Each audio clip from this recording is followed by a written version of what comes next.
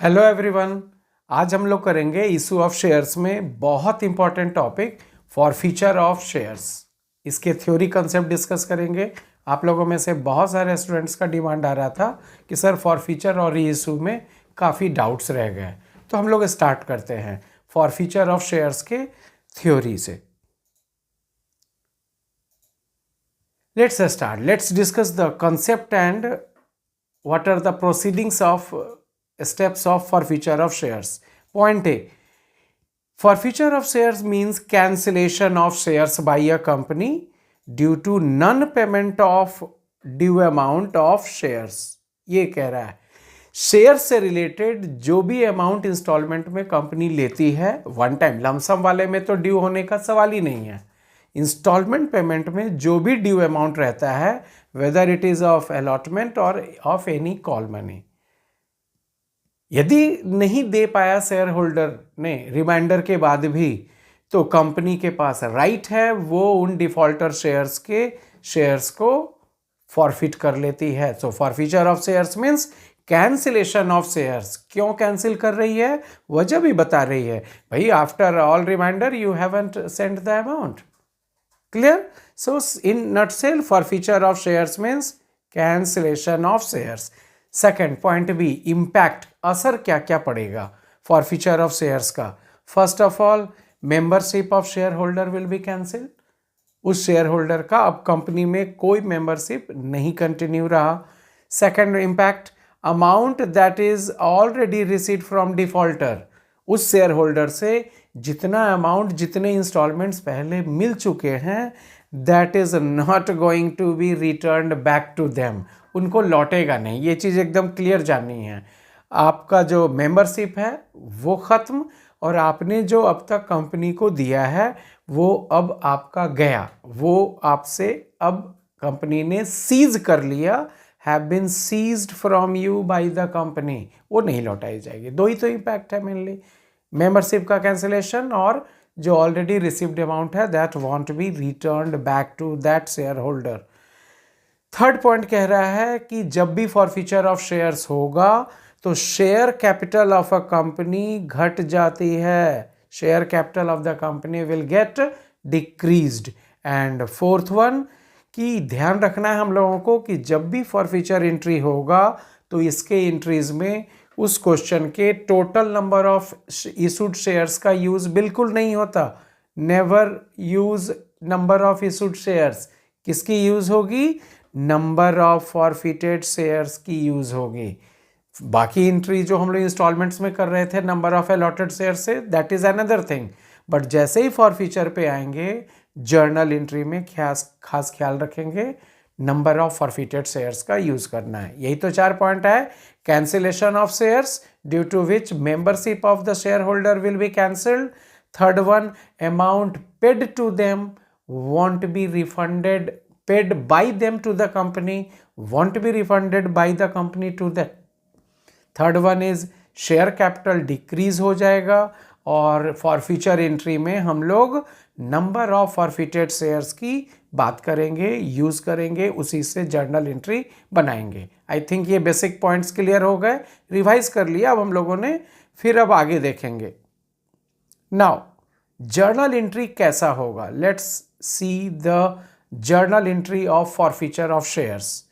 Case one पढ़ा था हम लोगों ने, उसको ब्रश अप कर लेते हैं जल्दी में, फिर क्वेश्चन सेशन करने में काफी मजा आएगा। Case one, when shares were earlier issued at par. दो ऑप्शंस हैं मालूम है, shares were issued at par, shares में बी इशूड एट प्रीमियम। तो केस वन में हम लोगों ने लिया शेयर्स इशूड एट पार के सिचुएशन को। सो इम्पैक्ट क्या होगा, एंट्री में share capital account debit to calls in arrear और टू शेयर फॉरफीचर अकाउंट। मतलब जब भी फॉरफीचर होगा, शेयर कैपिटल जो इनिशियल इशू के समय में हमेशा क्रेडिट होते आपने देखा, फॉरफीचर एंट्री में it is going to be debited. So easy, calls in arrear will be credited उस अमाउंट से जितना कि उस डिफॉल्टर से कंपनी ने नहीं रिसीव किया, तभी तो नाम पड़ा कॉल्स इन एरियर। और शेयर फॉरफीचर में वो अमाउंट जो कंपनी ने ऑलरेडी उसे रिसीव कर लिया था, अब तक रिसीव कर लिया था। ठीक है ना। तो इसको देखते हैं इस साइड जहां पे हम लोगों ने अमाउंट लिखना है, कैसे वो अमाउंट हम लोग कैलकुलेट करेंगे। बड़ा इजी है। Number of forfeited shares into called up value पर शेयर, इसको मार्क करना है। इसका इंपॉर्टेंस बहुत ज़्यादा, कई स्टूडेंट्स को इसमें डाउट है कि हमेशा यहाँ पे फुल फेस वैल्यू ₹10 ही होता है। नो, वो क्वेश्चन में आपको गौर करना होगा कि कॉल्ड अप वैल्यू कितना, इसके वर्ड में ही तो इसकी मीनिंग निकल आ रही है। जिस स्टेज में, जिस टाइम पे कंपनी आपके शेयर्स फॉरफिट कर रही है, उस समय तक कंपनी ने उन शेयर होल्डर से कितना अमाउंट कॉल किया था, मीन्स कितना अमाउंट डिमांड किया था। भाई इंस्टॉलमेंट में stage by stage, time to time मांगती है कंपनी। कोई जरूरी नहीं, ये भी बच्चे पूछते हैं डाउट के सर फॉरफीचर ऑफ शेयर्स हमेशा एंड ऑफ द स्टोरी पे होगा क्या, after all instalments being due? No ना, ऐसा कुछ नहीं है। कंपनी यदि बहुत स्ट्रिक्ट हुई तो केवल अलॉटमेंट के एरियर के बाद भी इमीडिएट किक आउट कर सकती है। वो चाहे तो थोड़ा और पेशेंस रख के फर्स्ट कॉल के बाद कर सकती है। वो बहुत पेशेंस वाली है, तभी वो लास्ट तक वेट। तो ये गलतफहमी आप हटा दो ध्यान से कि फॉरफीचर ऑफ शेयर्स हमेशा एंड पे होता है, इसलिए नंबर ऑफ फॉरफिटेड शेयर्स में हमेशा फुल फेस वैल्यू से इनटू होगा। No, it depends on the information of the question. वो हम लोग बड़े ध्यान से पढ़ेंगे तो हम लोगों को कॉल्ड अप वैल्यू श्योर दिख जाएगा। हम लोग करेंगे ना, आज ही क्वेश्चन सॉल्व करेंगे। So called up value means amount on shares already called by the company till the stage of forfeiture. Clear है। अब आते हैं कॉल्सिन एरियर में कौन सा अमाउंट जाएगा, जितना अमाउंट उस शेयर होल्डर ने नहीं दे पाया, एरियर रह गया, इसलिए तो नाम पड़ा।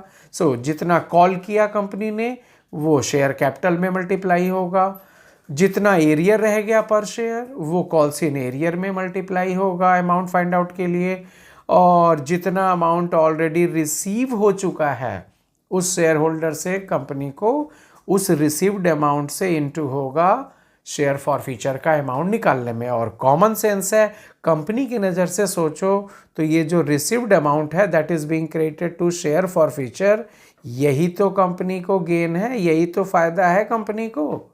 जितना अमाउंट अभी तक उस शेयर होल्डर से मिल गया वो कंपनी के लिए फ़ायदा, क्योंकि आपके शेयर्स भी जब्त कर ली, सीज कर ली कंपनी, और आपके अमाउंट भी जो अब तक कंपनी को मिले थे वो सीज हो गया। तो आई थिंक सभी लोग केस 1 के फॉरफीचर एंट्री समझ गए। ये है इशूड एट पार वाले, यदि बैकग्राउंड के क्वेश्चंस को हम लोग डिफॉल्टर्स के शेयर्स को फॉरफिट करेंगे, so entry is share capital to calls in arrear to share forfeiture. It will be more clear when we will take examples. Question बनाएंगे, सॉल्व करेंगे, ये सारे पॉइंट्स क्लियर हो जाएंगे। हम लोग आगे बढ़ते हैं इसी जर्नल एंट्री लर्निंग में। Case 2, when shares were earlier issued at premium. अब हम लोग वैसे डिफॉल्टर के शेयर्स फॉरफिट करने जा रहे हैं जिनको इनिशियल इशू के समय में प्रीमियम में इशू किया गया था। इशूड एट प्रीमियम वाले क्वेश्चंस के डिफॉल्टर्स को अब हम लोग फॉरफिट करेंगे।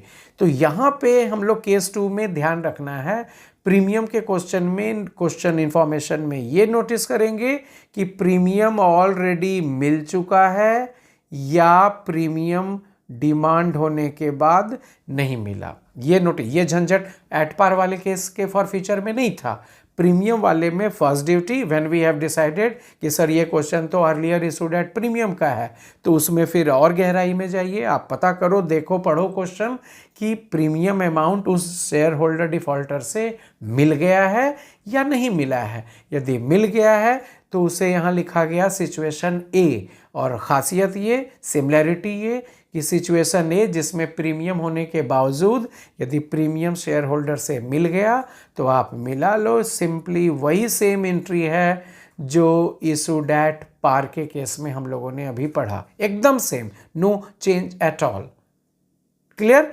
तो नया क्या हो जाएगा सिचुएशन बी में, यदि हम लोगों ने फॉरफिट करना है इशूड एट प्रीमियम का क्वेश्चन और शेयर होल्डर से कोई प्रीमियम पोर्शन ड्यू हुआ लेकिन अभी तक नहीं मिल पाया और अब उसे कंपनी फॉरफिट कर रही है, तो ऐसे केस में जो नया होगा वो बस ये, बाकी सब सेम, यही बस नया होगा कि in addition to other normal accounts of forfeiture entry, in debit side securities premium account is also to be debited, बस यही नया होगा। क्रेडिट में जैसे कॉल सिनेरियर होता था वैसे यहाँ भी है। शेयर फॉर फ्यूचर होता था गेन इंडिकेट करने के लिए, यहाँ भी है। शेयर कैपिटल डेबिट होता था कॉल्ड अ वैल्यू शो करने के लिए, यहाँ भी है। तो अलग क्या होगा, जब premium amount due but not received होगा तो हम लोग ख्याल रखेंगे सिक्योरिटीज प्रीमियम अकाउंट भी डेबिट होगा। अमाउंट कैसे फाइंड आउट होगा, same number of forfeited shares में कितना प्रीमियम नहीं मिला है उस डिफॉल्टर से। Such breakup of premium amount which is due but not received, जिसे हम लोग टिक टिक चार्ट में क्रॉस साइन से शो करते हैं, दैट इज मल्टीप्लाइड हियर। ध्यान रहे क्वेश्चन में प्रीमियम 5 का है 15 का है उससे नहीं मतलब, कितना प्रीमियम का ब्रेकअप नहीं मिला है, that is important and that is used here. ये हम लोग जब क्वेश्चंस करेंगे और क्लियर हो जाएगा। So in case two situations, premium already received, premium due but not received. ठीक है। सिचुएशन बी में खास ख्याल रखना है फॉर फ्यूचर एंट्री में कि सिक्योरिटीज प्रीमियम डेबिट होगा, यही चीज जो मैंने भी कहा ना कि किस प्रीमियम अमाउंट से डेबिट होगा, तो उस प्रीमियम अमाउंट से डेबिट होगा विच is due means demanded by the company but not received from the share holders. I think ये बेसिक्स क्लियर हो गए होंगे, फॉर फ्यूचर के थ्योरेटिकल पॉइंट्स क्लियर हो गए होंगे।